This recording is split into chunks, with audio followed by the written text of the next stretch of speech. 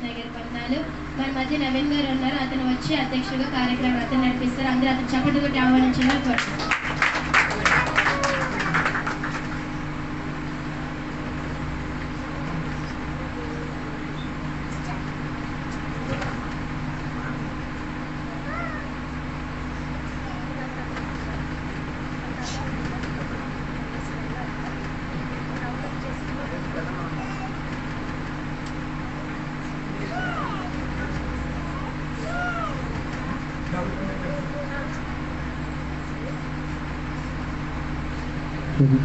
దేవుని నామానికి వందనాలు కలుగుగాక. ఇక్కడ స్థానిక అధ్యక్షుడు అధ్యక్షురాలకి, ఇక్కడ కూడిన దైవజనులకి, ఇక్కడ వారికి కూడా దేవుని పేరిట వందనాలు తెలియపరుచుకున్నాం. అలాగే నాకు యొక్క సమయాన్ని ఇచ్చినందుకు వాళ్ళకి కూడా దేవుని పేరిట వందనాలు తెలియపరుచుకున్నాం. ఈ యొక్క పిఏపి మీటింగ్ నడిపించడానికి కూడా నాకు ఇచ్చిన యొక్క మంచి సమయాన్ని బట్టి కూడా దేవునికి వందనాలు తెలియపరుచుకున్నాను. అలాగే మనకి కలిగిన సమయం బట్టి మనం పిఏపి మీటింగ్లో కూడా ప్రార్థనతో మనం కూర్చుందాం. ఎందుకంటే ఎవరెవరైతే వీళ్ళొక పార్టిసిపేట్ చేయబోతున్నారో వాళ్ళందరికీ మనము వాళ్ళకి ఒక ఉత్సాహంతో మనం కూడా ఎంకరేజ్ చేద్దాం. వాళ్ళు కూడా చక్కగా వాళ్ళ ఒక పర్ఫార్మెన్స్ మంచిగా ఇచ్చేలాగా కూడా వాళ్ళకి కూడా మనం సహాయపడదాం. ప్రైజ్లో ఐ థింక్ అందరూ బాగున్నారు. ఓకే, మొదటిగా మనం ప్రార్థన చేసి ఒక పిఏపి మీటింగ్ మనము ఆరంభించుకుందాం. మొదటిగా ప్రార్థన ఎవరు, సో నేనే ప్రార్థన చేస్తాను. దాని తర్వాత పాట పాడి మనం ఈ యొక్క పిఏపి మీటింగ్ మనం ముందుకు కొనసాగుదాం. ప్రైజ్లో పరిశుద్ధమైన తండ్రి నీకు వందనాలు. పిఏపి నడిపించడానికి దేవుడు సహాయం చేయాల్సింది. అధ్యక్షుడిగా ఉన్న నీ కుమారుడి కూడా దేవుడు జీవించాడు. ప్రోగ్రామ్ తీసుకున్న బిడ్డలకు బాగా చక్కగా నడిపించడానికి దేవుడు సహాయం చేయాలి. అందరికీ దేవుడు జీవించాల్సిన చేతులు అప్పగిస్తున్నారు. ఏ సునామములు అడిగి పెడుతున్నారు. ఓకే, ప్రైజ్లో హల్లెలూయా. ఓకే, అందరూ సిద్ధంగా ఉన్నట్టుగా ఉన్నారు. ఓకే, మనం త్వరగా ఈ యొక్క మీటింగ్లోకి ముందుకు వెళ్ళిపోతాం. ప్రైజ్లో అలాగైతే మనం మొదటిగా మనం ఏదైతే సిద్ధపడతాం ఒక ఎల్డర్ స్టోరీస్ గురించి మనం వెళ్ళడానికి సిద్ధంగా ఉన్నట్టుగా. ప్రైజ్ ఎల్డర్ స్టోరీ అంటే పెద్దలు ఒక స్టోరీ చెప్పబోతున్నారు. ప్రైజ్లో ఇందులో పెద్దలు ఒక స్టోరీ ఎవరంటే దానిలో పార్టిసిపేట్ చేయబోతే ఇద్దరు ఉన్నారు. ఎవరు? ప్రేమ గారు. ఒక ప్రేమ గారు వచ్చి ఒక స్టోరీని అయితే ఇప్పుడు మనం వచ్చి చెప్తారు. చెప్పండి కొట్టి అందరూ ఆహ్వానించాలి.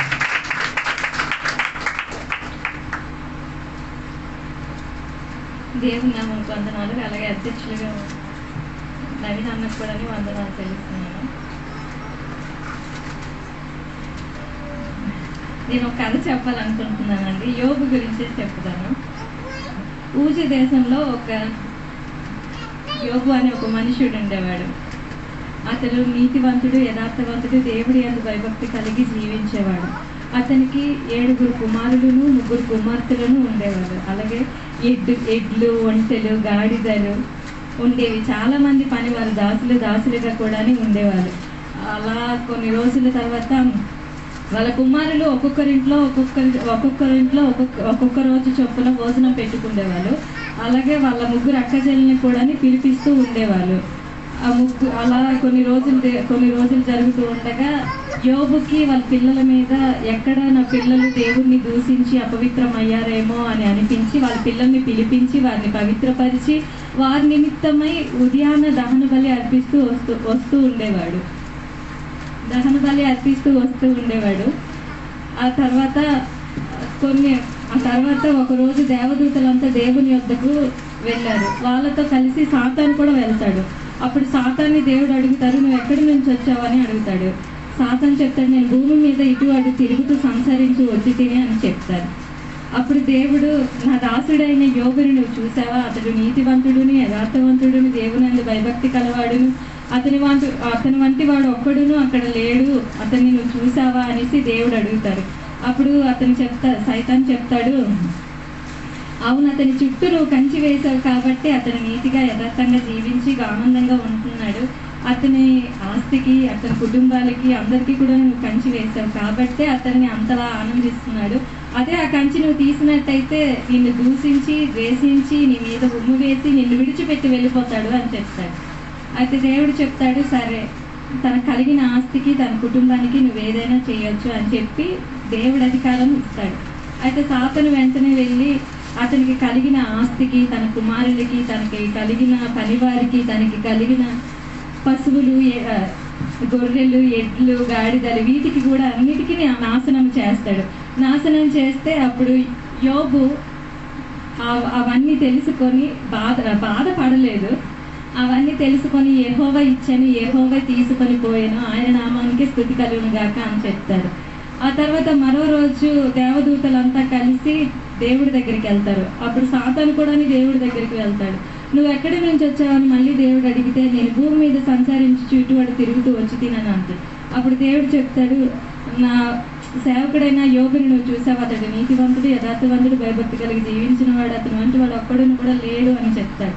అప్పుడు దేవుడు ముందు సాతానికి ఇచ్చాడు కదా అధికారము, నువ్వు తనకున్న సంపదని, ఆస్తిని అన్నిటిని నువ్వు నాశనం చేయొచ్చు అని అధికారం ఇచ్చాడు కదా. ఆ విధంగానే సాతాను వచ్చి అన్నిటిని గలిబిలి చేశాడు. కానీ యోబు మాత్రం తన యథార్థతని విడిచిపెట్టలేదు. అప్పుడు దేవుడు చెప్తాడు, తను అన్ని కోల్పోయినా కూడా తన యథార్థతని విడిచిపెట్టలేదు, నువ్వెందుకు అనవసరంగా నన్ను అలా ప్రేరేపిస్తున్నావు అని దేవుడు చెప్తాడు.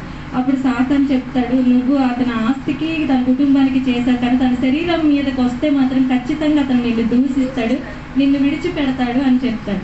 అప్పుడు దేవుడు, సరే తన శరీరానికి నువ్వు ఏదైనా చెయ్యి, కానీ తన ప్రాణానికి మాత్రం ఏ హాని చేయకూడదు అని చెప్తాడు. సాతాను వచ్చి వెంటనే తన అరకాలు మొదలుకొని నెత్తి వరకు యోబుకి కురుపులతో బాధ పెడతాడు. కురుపులతో బాధ పెడితే అతను గోక్కోవడానికి చిల్ల పెంకులతో గోక్కునేవాడు. అంతలా ఈ కురుపులతో ఇబ్బంది పడేవాడు. తన భార్య వచ్చి, ఇంకా యథార్థాన్ని విడిచిపెట్టవా, ఎంత దేవుణ్ణి నమ్ముకొని అలా ఉంటావు, యథార్థతని విడిచిపెట్టి దేవుణ్ణి విడిచిపెట్టేసి వచ్చేసే అని అంటే, అప్పుడు యోబు చెప్తాడు, మూర్ఖురాలు మాట్లాడినట్టు నువ్వు మాట్లాడకు, మనకి మేలు జరిగితేనే దేవుడు కాదు, కీడు జరిగినా కూడా మనం దేవుడిని విడిచిపెట్టకూడదు అని చెప్తారు. అలా తన భార్య వెళ్ళిపోతుంది. యోబు పరిస్థితి తెలుసుకొని తన ముగ్గురు స్నేహితులు కూడా యోబు దగ్గరికి వస్తారు. యోబుని చూసి చాలా బాధపడి తనకి కలిగిన బాధను గురించి వీళ్ళు కూడా చింతించి యోబుతో కలిసి వీళ్ళు కూడా బూడిద పూసుకొని యోబుతో 7 రోజులు కూర్చున్నారు. అలా యోబు యథార్థతని, విశ్వాసతని దేవుడు చూసి మరలా 2 అంతల ఆశీర్వాదాన్ని అతనికి ఇచ్చాడు. అలాగే మనము కూడా ఎంత కష్టంలో, నష్టంలో, ఇరుకులో, ఇబ్బందులో ఉన్నప్పుడు కూడా, ఎన్నో సమస్యల్లో ఉన్నప్పుడు కూడా సోలిపోకుండా ధైర్యంగా ఉండి విశ్వాసంలో నిలకడగా ఉండినట్లయితే దేవుడు ఇచ్చిన అత్యధికమైన ఆశీర్వాదాలని మనం కూడా పొందుకుంటాం. ఆమేన్.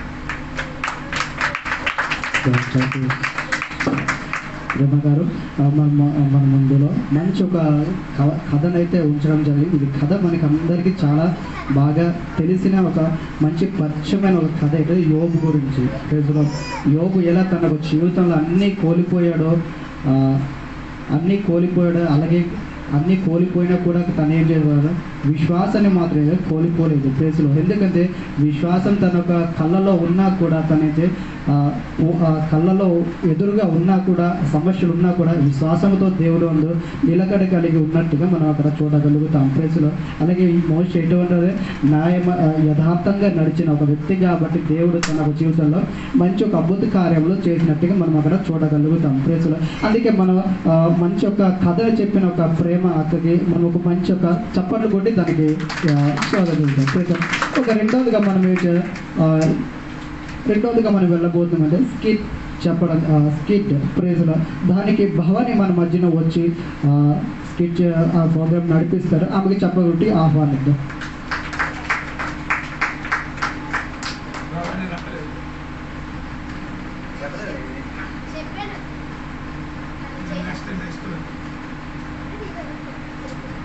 ఓకే, ఇది నెక్స్ట్ మంత్కి పోస్ట్ పోన్ చేస్తాం. సో అలాగైతే నెక్స్ట్ న్యూస్కి దేవి గారు వస్తారు. ఆమెకి వెల్కమ్. దేవుడి నామానికి వందనాలు, పెద్దయ్యకి, చిన్నయ్యకి వందనాలు, అధ్యక్షుడు నవీన్ గారికి వందనాలు.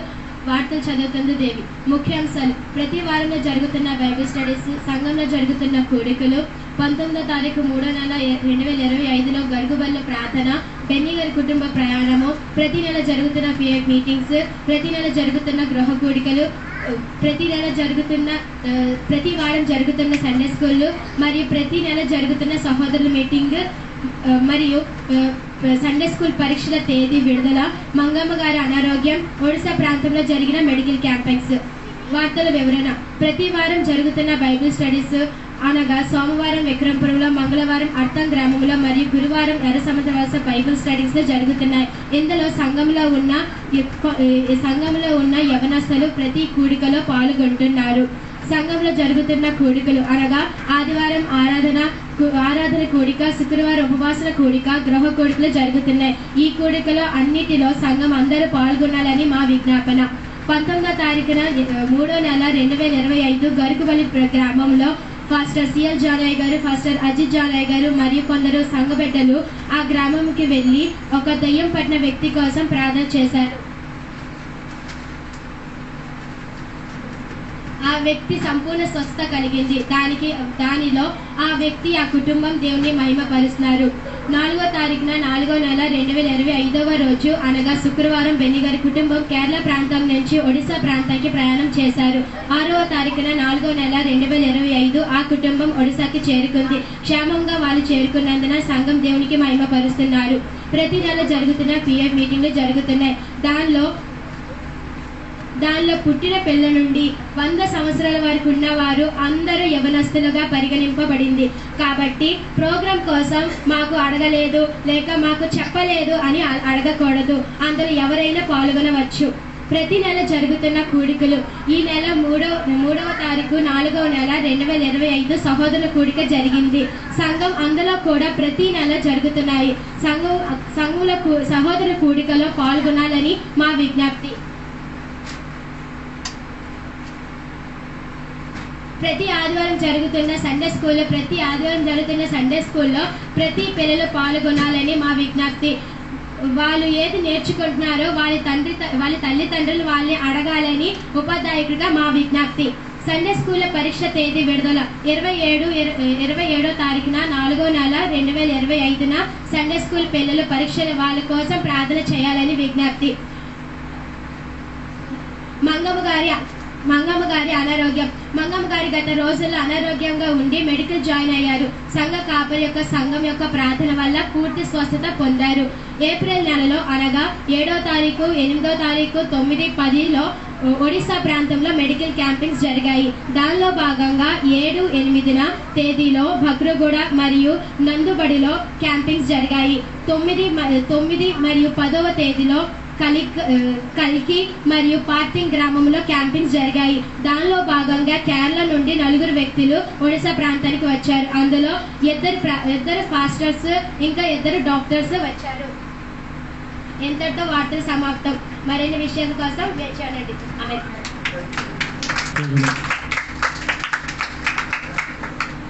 థ్యాంక్స్ దేవి గారు. మనం మంచి ఒక న్యూస్ రిపోర్టింగ్ ఉంచారు. ఆమె కూడా దేవుని దీవించును కాక. అలాగైతే నెక్స్ట్ ఒక ప్రాబ్లంలోకి వెళ్ళిపోదాం. నెక్స్ట్ ఏంటంటే మెసేజ్.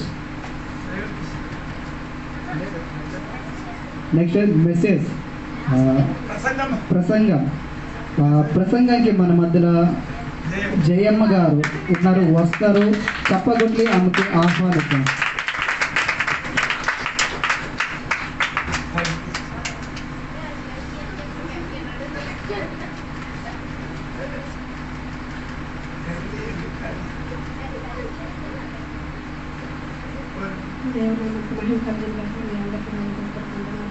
పెద్దయ్య గారికి, చిన్నయ్య గారికి, అలాగే అక్షరం బట్టి వందనాలు తెలుస్తున్నాను. వాళ్ళ క్షేమం బట్టి దేవుడికి మహిమ కలగలుగా. అలాగే వాటి పరిస్థితులకు సంఘటనలందరికీ వందనాలు తెలుస్తున్నాను. చెప్పబోయే వాక్యం ఏంటంటే కీర్తనలో 116 చదవండి.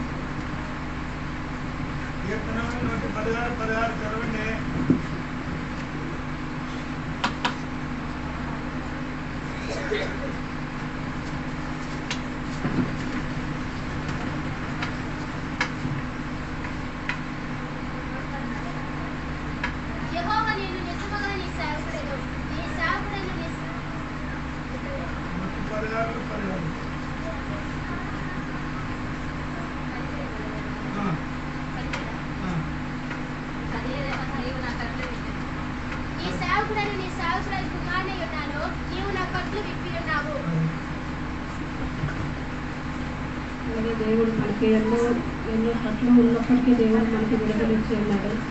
దేవుడు మనకు సహాయపడుతున్నాడు, ఉడిపించిన దేవుడు. అలాగే అపోస్తలుల 8:23-24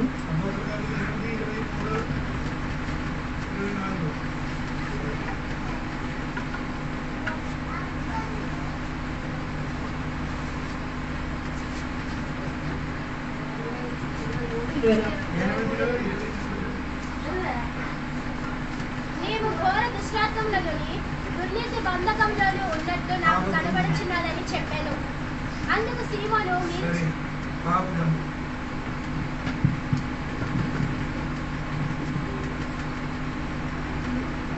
దేవుడు మన ఎంతో ఘోరం దుష్టకంలో దుర్నీతి నుండి దేవుడు మనల్ని కాపాడు. బంధకంలో నుండి అలాగే ఎన్నో బంధకంలో ఉన్నప్పటికీ దేవుడు మనకి బంధకం నుండి విడుదల ఇచ్చిన దేవుడు ఉన్నాడు.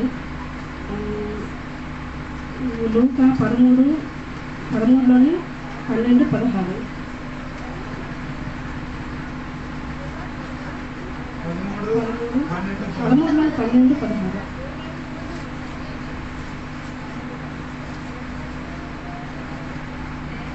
యేసు ఆమెను చూచి రమ్మని పిలిచి, అమ్మ, నీ బలహీనత నుండి విడుదల పొంది ఉన్నావని ఆమెతో చెప్పి ఆమె మీద చేతులు ఉంచగానే ఆమె చక్కగా నిలబడి దేవుని మహిమపరిచాను.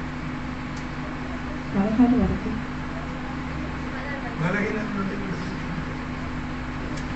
రోగం నుండి విడుదలిచ్చిన దేవుడు ఉన్నాడు మనకి. అలాగే సాతాను బంధకం నుండి దేవుడు పట్ల విప్పి ఉన్నాడు. దేవుడు ఎన్నో మనకి రోగం నుండి విడుదలిచ్చిన దేవుడు, కట్ల విప్పిన ఉన్న దేవుడు, సాతాను బంధకం నుండి విడుదలిచ్చిన దేవుడు ఉన్నాడు. అలాగే ఇచ్చిన వాక్యం దేవుడు దించిన రకాన్ని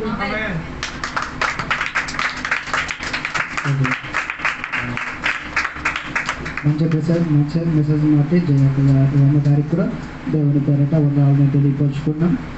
అలాగైతే నెక్స్ట్ ఒక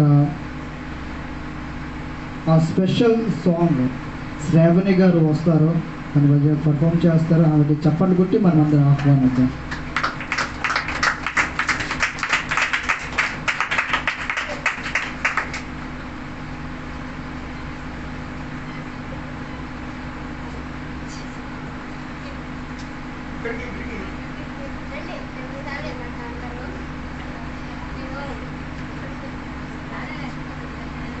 అందరు క్షమించండి, నేను పాట ప్రిపేర్ అవ్వలేదు. ఇప్పుడు కూడా టెన్షన్ నేను పాడలేదు. అందరు క్షమించండి. అయ్యగారు మీరు కూడా అంటే పాప ఆరోగ్యం బాగాలేకపోలేదు కదా, అందువలన నేను ప్రిపేర్ అవ్వలేదు. నన్ను క్షమించండి అందరూ. నెక్స్ట్ ఎలాగైనా పాడతాను. ఓకే, ఇది నెక్స్ట్ మంత్కి పోస్ట్ పోన్ చేస్తాం. ఓకే, ఇప్పుడు ఏంటంటే స్పెషల్గా బైబిల్ క్విజ్. సో అక్షక్క గారు వస్తారు. బైబిల్ క్విజ్ అందరినీ ఆహ్వానిస్తారు.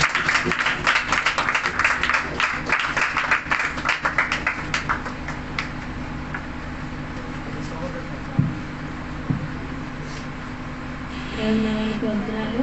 అధ్యక్షుని, దేవుడు రాసిన సంఘ బిడ్డలందరికీ దేవుడి ప్రేమ వందనాలు.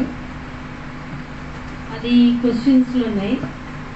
మొదటి, బైబిల్లో ఉన్న చిన్న బుక్ ఏది?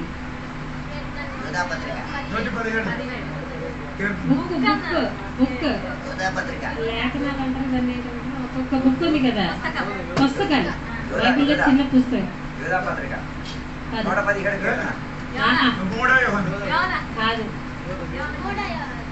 చిన్న పుస్తకమా? ఉపద్య. రెండోది, మంచి సాక్ష్యం యోబు గురించి ఎవరు చెప్పారు? మంచి సాక్ష్యం దేవుడే చెప్పాడు. దేవుడే. ఎవరి కళ్ళు బలహీనమైనది ఉన్నది? ఎవరి కళ్ళు బలహీనమైనది? ముసలి వాళ్ళ కళ్ళు. కాదు, ఎవరి కళ్ళు బలహీనమైనది అని చెప్పారు. ఎవరి కళ్ళు బలహీనమైనది అని చెప్పారు?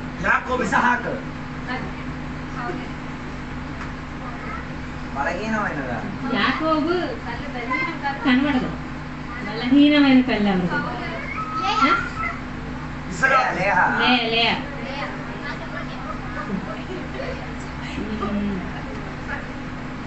ఎవరి నాలుక సౌఖ్యం ఇచ్చేది?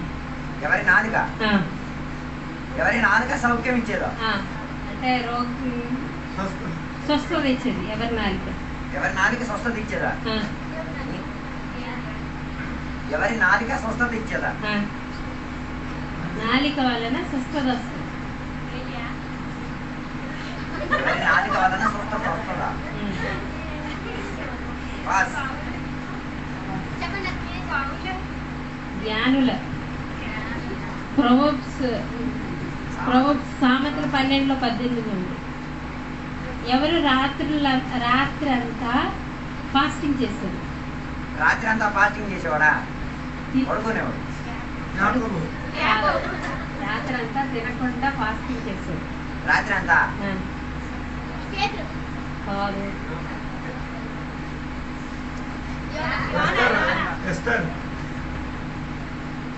బైబిల్లో రాయబడి రాత్రి అంతా తినలేదు, ఏమీ చేయలేక రాత్రి అంతా ఏం తినక పడుకోకుండా ఉన్నారు. రాత్రి అంతా పడుకోకుండా ఉన్నారా? తినకుండా ఏమన్నా తిమింగలం దారియస్ దరేవాస్ నాగేశ్వరుడు ఎగేరు తింటాడు. దానియేలు 6:18. ఇప్పుడున్న గుడారం ఏంటి? మన శరీరం. ఇద్దరు పాస్టర్ల పేరు చెప్పండి. పౌలు లెటర్ రాసిన ఇద్దరు పాస్టర్లు. తిమోతి దోకా తిమోతి ఇంకా ఇద్దరు పాస్టర్ల ఇద్దరు పాస్టర్ల పేరు చెప్పండి. యోహాను. తిమోతి ఇంకా ఒక అతను తీతస్. ఎవరు ఏ రాజు చాలా పొడుగ్గా ఉన్న రాజు అని చెప్తారు?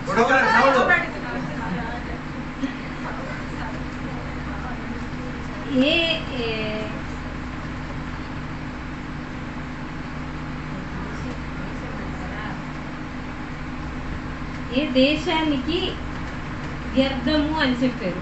వ్యర్థమని. ఎరికో కాదు. ఏ దేశం వ్యర్థమనా?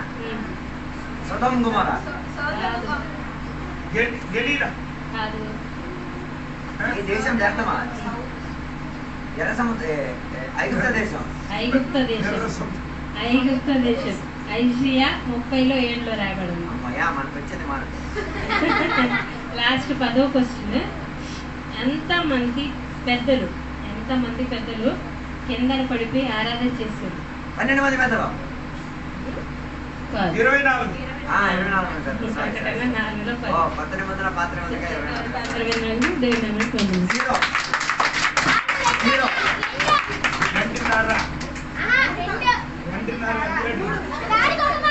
థ్యాంక్స్ అక్షక్క. మంచి బైబిల్ క్యూస్ నాకు దేవుడు దీవించుగాక. చివరిగా మన special action song Abhi and Hanu వచ్చి action song. Abhi and Hanu.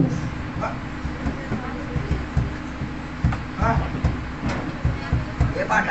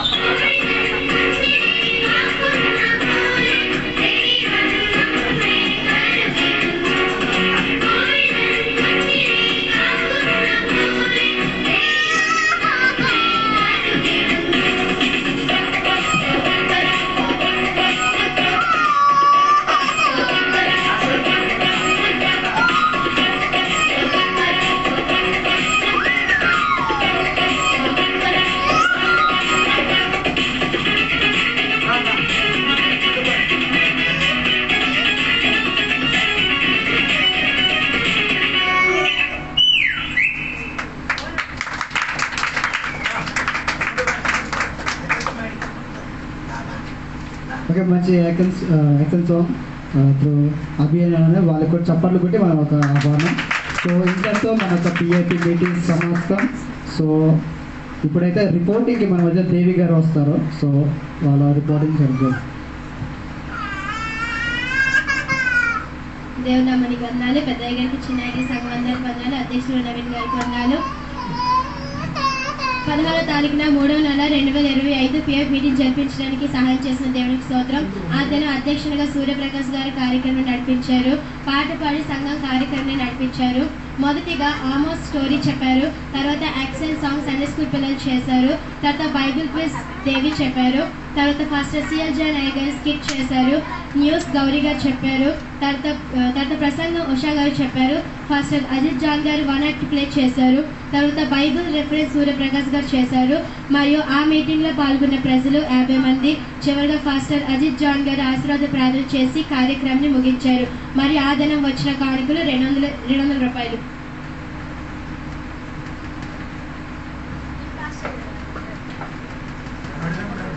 ఈ బిల్ పాస్ చేయడానికి ఎవరికైనా అభ్యర్థించారా? డౌట్ ఏమైనా ఉన్నాయా? పాస్ అక్క.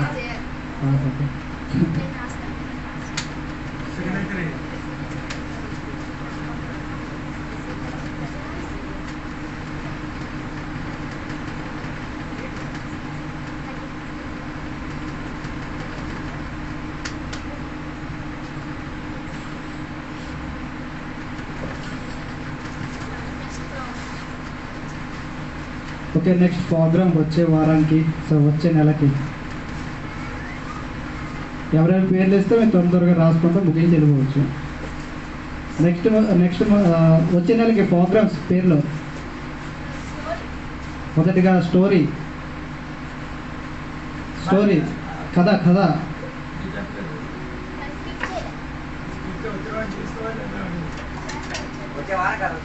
వచ్చే నెల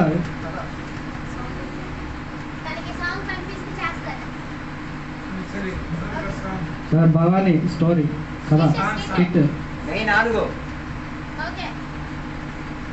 రెండోది స్టోరీ.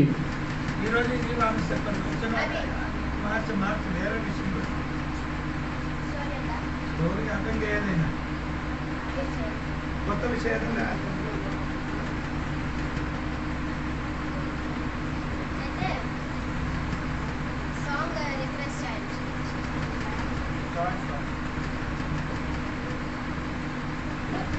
వచ్చే నెలకి జాయింట్ సాంగ్ ఇద్దరు కలిసి పాడతారు.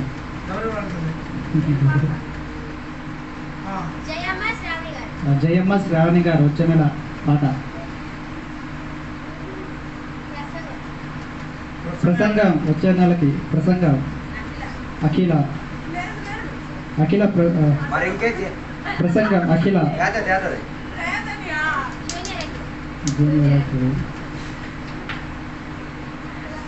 మాయమైపోయావనుకో. న్యూస్ వచ్చే నెలకి శ్రీలత గారు న్యూస్. భోజనాలు పెట్టేది.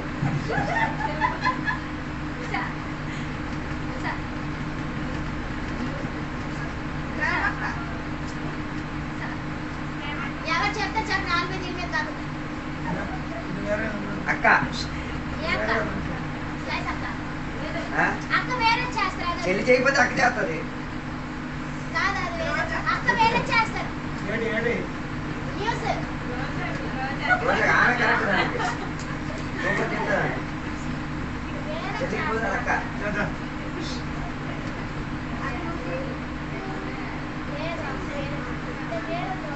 ఇష్టం లేదు వాళ్ళకి ఇవ్వద్దు, ఇష్టం ఉన్న వాళ్ళకి ఇచ్చేయండి.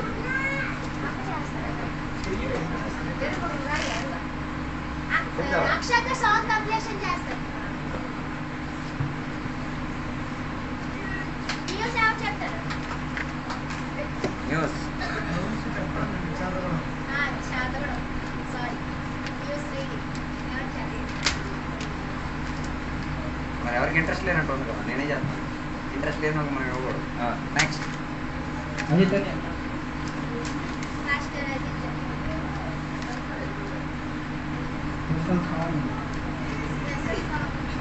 జాయింట్ సాంగ్ వేస్తే ఉంది కదా song. Action joint song song వేస్తామండి వాటికి. Action song action song.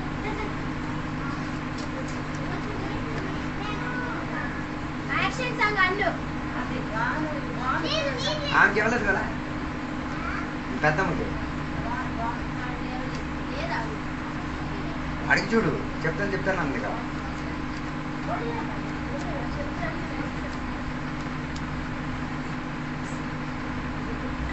అది స్కిట్ బాగానే ఇంకా బాగా చేయాలి. చేయలేకపోతే చూద్దు, మనం బలం చేయకూడదు. వేరే ఎవరైనా చేస్తే చూద్దు, లేకపోతే మనమే చేస్తున్నాం. ఏముంది మనం చేసి వాళ్ళు చూస్తాం. ఇది పెద్ద కథ ఏంటి? వేరే ప్రోగ్రామ్ ఇచ్చారు, వేరే ప్రతి బాధలు చెప్పు. అది తెగులు పెట్టాలి. తెగులు పట్టు. నెంబర్ 1 అది తెగులు పేర్లు బాగా చెప్తారు. అన్ని అభిజ్ఞానం ఇచ్చాడు. అన్నోకి ఇది యాక్షన్ సాంగ్ ఇచ్చారు. అదికి స్టోరీస్. లేదు ఆడిపించుకుంటూ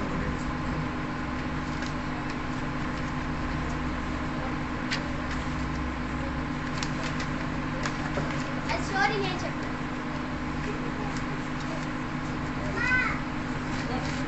ఇంకేం మిగిలిందా? ఓకే చాట్ స్పెషల్ ప్రోగ్రామ్ నాదే. ఓకే అది అప్పుడు రెండు మీరే చేస్తారా? పర్లేదు, ఎందుకు లేనప్పుడు ఎవడో తీసుకున్నారు కదా. ఇవ్వండి. ఓకే.